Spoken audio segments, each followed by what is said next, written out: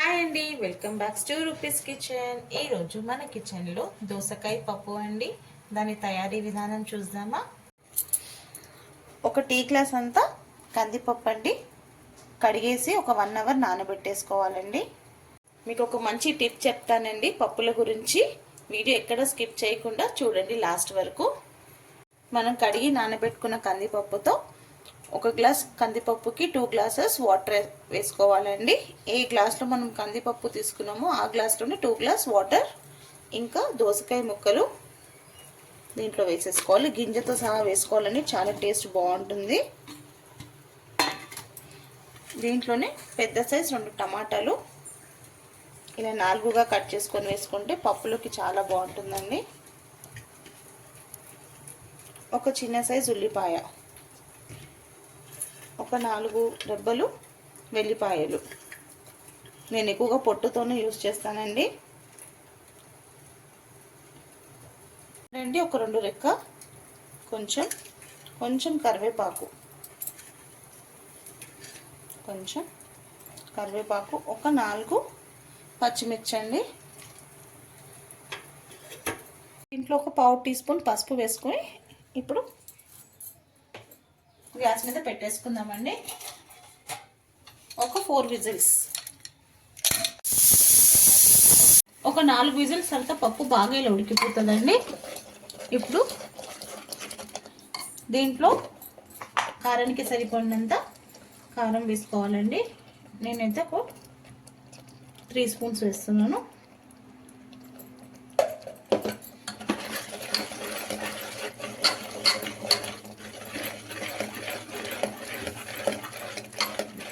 తగినంత సాల్ట్ వేసేసుకోవాలండి. వేసేసుకొని బాగా ఒకసారి కలిపేసుకోవాలి. కారం వేసాం కాబట్టి ఒక 2 మినిట్స్ గ్యాస్ మీద పెట్టుకోవాలండి.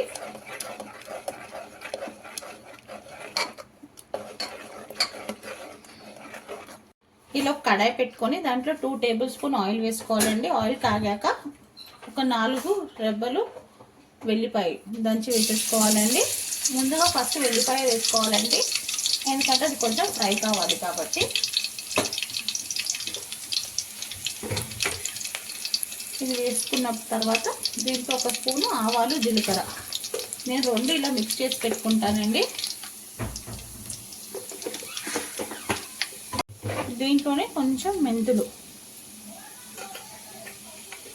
వేసి కొంచెం ఫ్రై ఆడిద్దామండి. ఫ్రై అయ్యాక దీంట్లో ఒక 4 ఎండుమిర్చి ఇలా తుంచి వేసేసుకోవాలి.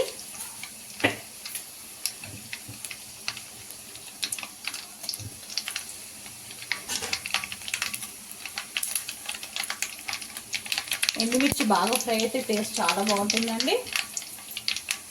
ఎండుమిర్చిని బాగా ఫ్రై చేసేసుకుందాం.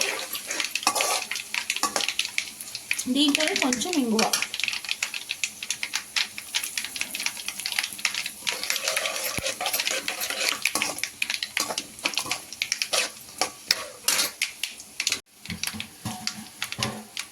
పోపు బాగా ఫ్రై అవుతుందండి. దీంట్లోనే ఒక 2 రెమ్మల కడిగి పెట్టుకున్న కరివేపాకు,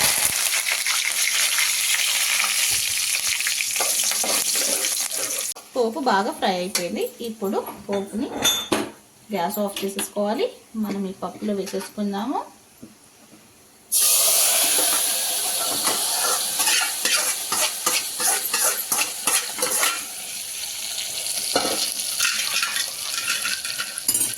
వేసి బాగా మిక్స్ చేసేసుకోవాలండి.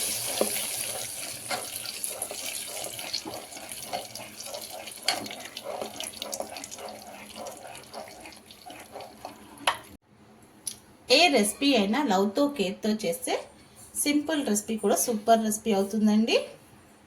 ఇంకా దోసకాయ పప్పు రెడీ అయిపోయిందండి. మీకు ఒక టిప్ చెప్పాను కదండి.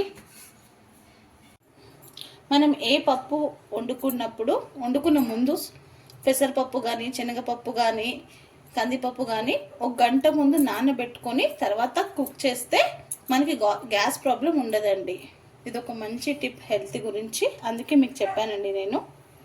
ఈ పప్పు రెడీ అయిపోయిందండి. వేడి వేడి అన్నంలో కాస్త నెయ్యి వేసుకొని దీనికి కాంబినేషన్గా ఆలు ఫ్రై పెట్టుకొని, లేకపోతే వంకాయ ఫ్రై అలా తింటే చాలా అంటే చాలా బాగుంటుంది. ఇంకెందుకండి లేట్, మీకు నచ్చినట్టయితే మీరు కూడా ఒకసారి ఈ మెథడ్లో ట్రై చేయండి. మీకు నచ్చినట్టయితే లైక్ చేయండి, షేర్ చేయండి. కొత్తగా ఎవరైనా మన ఛానల్ని చూసి సబ్స్క్రైబ్ చేసుకోండి మీ రూపీస్ కిచెన్. మీకు నచ్చినట్టయితే లైక్ చేయండి, షేర్ చేయండి. కొత్తగా ఎవరైనా మన ఛానల్ని చూసి సబ్స్క్రైబ్ చేసుకోండి మీ రూపీస్ కిచెన్.